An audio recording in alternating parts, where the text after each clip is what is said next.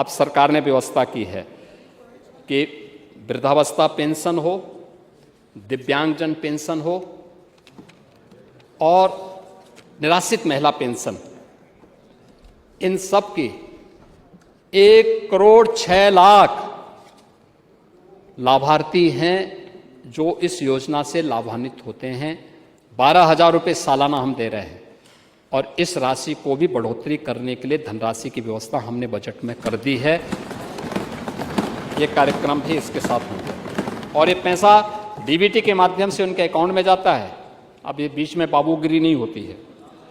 दूसरा, बेटी की शादी के लिए, यानी हम लोगों ने पहले व्यवस्था क्या की? पहले व्यवस्था तो आपके समय में कन्या सुमंगला, मुख्यमंत्री कन्या सुमंगला योजना, वह चल रही बेटी के जन्म से लेकर के और उसके शादी योग्य होने तक 25,000 रुपये का पैकेज हम उसको दे रहे हैं। 26 लाख बेटियां उससे लाभान्वित हो रही हैं।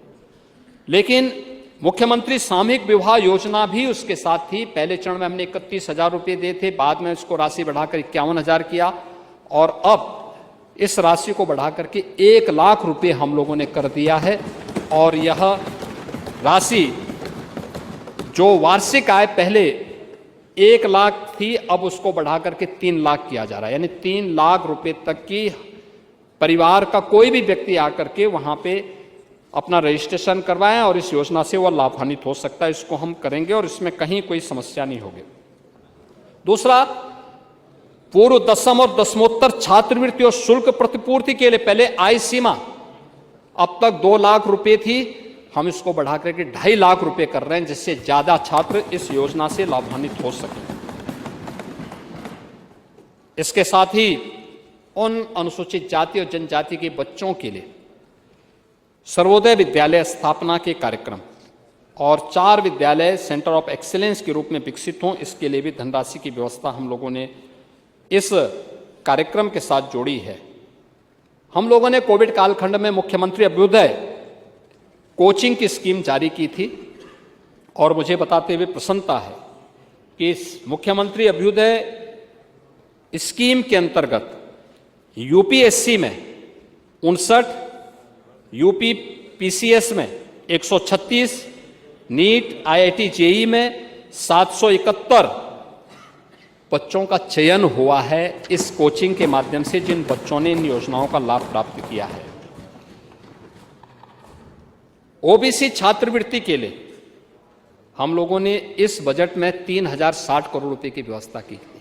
पंडित जी, जब आपकी सरकार थी ना, यह पैसा केवल 1,500 करोड़ के आसपास था, आज उससे दुगने से अधिक हो गया है।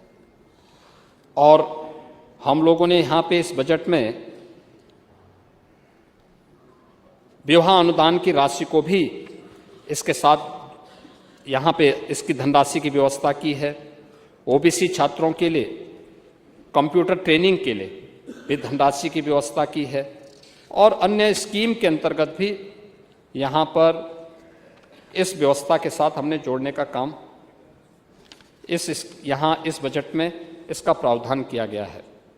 दिव्यांग छात्राओं के लिए, उन बेटियों के लिए जो दिव्यांग हैं, उनके लिए इलेक्ट्रिक ट्राइसाइकिल के लिए भी धनराशि की व्यवस्था की है, क्योंकि डीजल का खर्चा उठा पाने में वो परिवार सक्षम नहीं हो पाता था, सभी परिवार नहीं हो पाते थे। तो अब ऐसी ट्राइसाइकिल डेवलप करने के लिए जहाँ पे पावर प्लग में रखकर या सिंपल प्लग में भी जहाँ मोबाइल फ़ोन चार्ज हो सके, उसी से उसकी ट्राइसाइकिल चार्ज हो सके और फिर वो स्कूल तक पहुँच सके, इसके लिए वह ट्राइसाइकिल हम उन बेटियों को उपलब्ध करवाएंगे जिससे वे स्कूल जा सकें। और इसके लिए भी हमने 60 करोड़ रुपए की व्यवस्था यहाँ पर की है।